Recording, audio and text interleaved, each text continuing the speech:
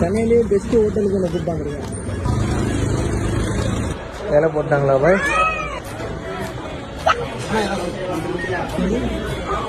நாட்டுக்கோழி ரைடிஷ் போதுமாடா?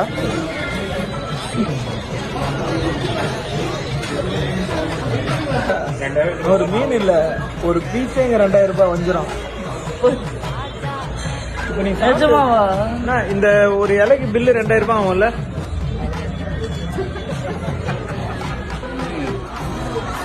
இது 2000 ரூபாய்னா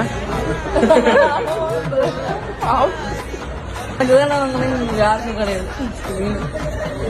மீன் சூப்பரா இருக்கு. அதிகமா இல்ல, இவ்வளவு சீரக மிட்டாய் டப்பாவோட கொட்டுங்க.